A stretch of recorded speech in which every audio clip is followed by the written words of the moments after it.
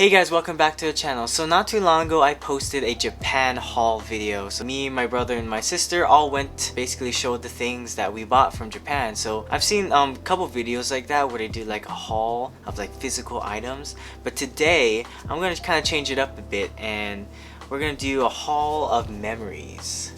Technically this is still physical, but today's video I'm just going to be telling the story behind each of these photos because each of these photos has a story to tell. So let's get right into it. So we're going to be going in order. So the first one we took is here at the San Antonio airport. So this one is our first photo of the entire trip.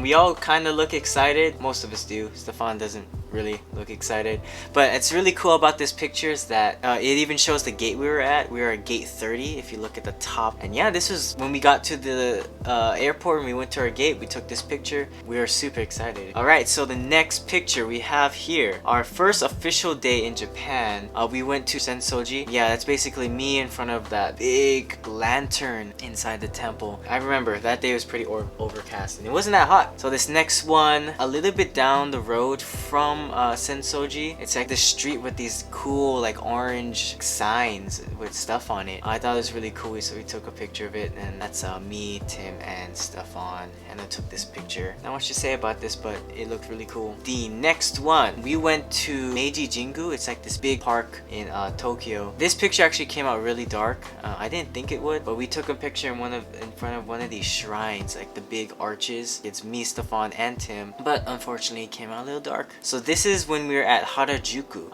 One funny thing about this picture is that this picture was taken out of a balcony at a Starbucks in Harajuku. I think we had just came from the cat cafe, not to get anything to drink, but to just hang out there because they had like nice seating and it had a nice view of Harajuku. But yeah, that's kind of the story. It's kind of not framed correctly. It gets hard. It's really challenging to take photos with this. So these next two pictures are completely blank. There's actually a story behind these two. So we went to Team Lab. If you haven't heard of them, it's a really cool like artistic place. They basically use a bunch of lights and projectors and everything and create like these super cool like images and just stuff. It's really cool. So this first picture is supposed to be me in front of the waterfall. It was really nice. Like I think we have clips of it. Fortunately, it's very dark in there. One thing I learned about using Polaroid or taking instant film is that you're gonna need a lot of light. Now, I mean, it was pretty dark in there, but I thought the light would be enough. We have no idea what these look like. So this next one right here is a Tokyo Tower. So there was a little temple next to Tokyo Tower. On our way to Tokyo Tower, we just decided to stop by. That's me and Stefan there at the bottom. I don't know, I like this picture because it almost looks like it was taken like in the 80s when really this was like 2 weeks ago. That's Tokyo Tower. So I believe this was after Tokyo Tower. Some of these are out of order, but this is a picture I'm not too sure when was taken. On our way to like one of these little parks where it had swings and it had this like jungle gym thing that you could climb. And if you look closely, Hannah looks like she's the Grudge because of the way she's standing on there. I just remember this day was super hot. So this is the one I'm not too sure about. We were walking somewhere. I think we were walking to Tsukiji Market, the fish market, and then we just came across this place and it's pretty much just like this Buddhist temple. We walked inside and we kind of just sat in there. I like this one too because it has that like old vintagey look. That's me, Stefan, and Tim. Alright, so this next one here, this was on the Shinkansen to Osaka. So we spent a good 5-6 days in Osaka. This day was one of the most stressful days there in Japan. Beforehand, I didn't look up how to take the Shinkansen. I pretty much went in blind because I was like, oh, how hard could it be? So first of all, we bought a ticket and we were gonna walk through those things where you put your ticket in and it scans it and then, you know, opens the gate to let you through. We put it through and it had like this red X, like we couldn't walk through. We were confused, so we asked one of those like attendants that help people, and they basically said we have to go wait in this super long line. It probably took us like 30 minutes to get through this line. When you're riding the Shinkansen, you have to buy the base fare and you also have to buy reserved or non-reserved seats. So there's two things that you have to buy. So I only bought the base fare. I didn't know that you had to buy a non-reserved or reserved seat. seat. It was a mess that day. Forgot to mention, we were dragging all our luggages around because we were gonna stay at an Airbnb in Osaka. So yeah, there's a lot of things that day. I was pretty stressed, but when we finally got on the Shinkansen and we're on our way to Osaka, I was totally relieved and I was like, yes, we can finally relax. So this is a pretty memorable day. Alright, so this next picture is of Osaka Castle. I also remember this day. It was super hot. You can actually go inside the castle and they have like this mini museum and everything. That day we were like, oh yeah, we're not gonna go inside. We have to spend money, but then we were just walking around. It's just so hot that day. So we're like, we don't even care how much it costs. We're just gonna go inside anyway. And glad we went inside because it's actually a really cool museum. When you get to the top of the castle, you have a nice view of like Osaka and everything. That was pretty cool, and it was also AC in there, so that was awesome. Me and Tim there at the very bottom. I also like this one, very vintage looking. Alright, so this one came out very dark. We actually went to Universal Studios Japan. This was actually a picture in front of the Spider-Man ride. This is where I kind of got a good feel of how much light you need when taking pictures with a Polaroid. I had this at like the full exposure and with the flash on. Yeah, it comes out like that. These next couple pictures are gonna be like pretty much the same. So this is the one in front of that like universal globe. This is Tim, Hannah, and Stefan. This was actually a really fun day. I'm kind of sad though, I didn't really take many pictures or videos of it when we were there. At this point of the trip, I was just really tired, and at this time I was just like, you know what, I just want to relax, you know, enjoy my time there. This was when we were leaving. This was actually a photo in front of the like the entrance, the arch you walk into through the entrance. This next one's also very dark. There's like a line of shops and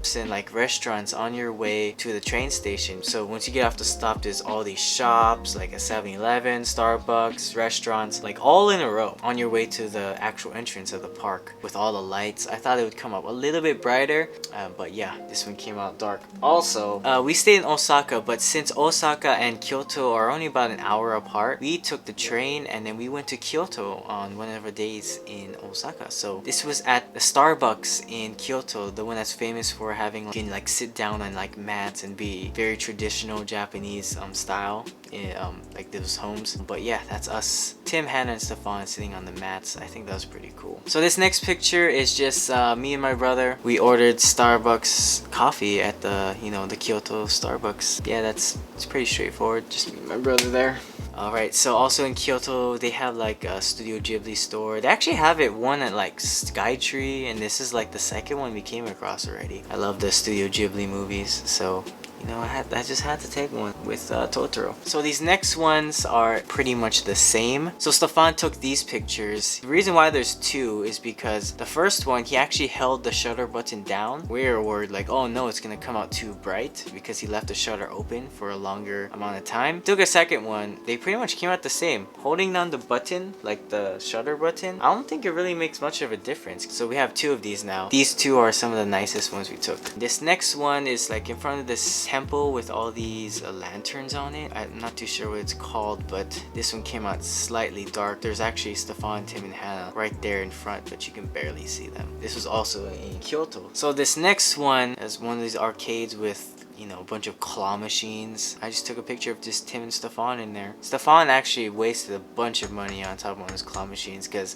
to be honest, a lot of them look really easy. Like, you're like, oh, I can easily get that. But then this guy right here, he got a little cocky and just spent a bunch of money on it. This next one is pretty much in the same place. This was outside of that arcade. I thought it looked pretty cool because it had like it almost gives like a vintage look. Game Panic.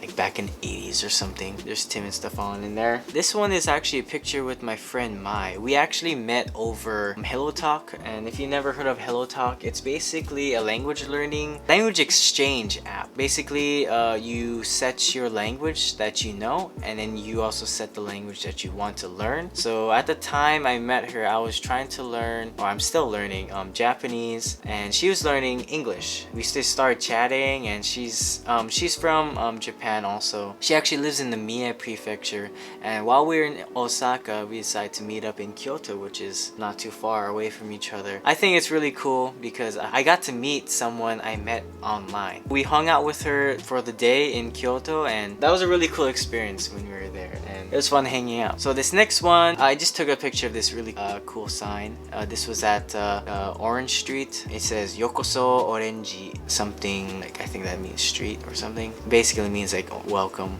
to Orange Street. I'm assuming that means street. Yeah, I thought the sign looked really cool. This was on the last day we were in Japan. This is a picture of the Tokyo Skytree. I had one more pack of film left, so I took a picture of the Skytree from our last Airbnb, and it's really tiny, but you can still kind of see it. But yeah, that was on our last day. So on our last day there in Japan, me and my brother Tim went down to Asakusa to go to Don Quixote to buy a luggage because we just bought so much stuff. And I got a picture of Sensoji. So these next two are the same thing, but I took this one first, and it ended up coming out like this. I'm guessing this particular piece of film in this pack got a little damaged, and it has this really like orangey, like I don't know, tear on top of the picture. I saw that when it came out and I just took another one. And our very last picture that we took while we were in Japan was at the Narita airport. We were at our gate and we look pretty sad and tired and exhausted from the past 2 weeks of just exploring and walking and just doing stuff non-stop. And we took a total of 31 photos, and I guess 29 unique photos. This is one of the most memorable trips I've ever been on. These pictures represent our trip, literally and figuratively. Figuratively in the sense that we planned this trip for what, 2 years, but at the end of the day, no matter how much we planned, we still ended up with making mistakes, especially with the Shinkansen. It can be represented in photos like these, where they just don't come out exactly how you expect. And you know, there's those like pictures where it comes out like this, where it's like surprisingly very perfect and everything that you hope for. That's pretty much this video. This is a Japan haul of all the memories that we took. I hope you guys enjoy watching this video and kind of telling the story behind these photos. Thank you guys so much for watching. I guess subscribe and hit the notification bell to be notified. And with all that said, I'll catch you guys later. See ya.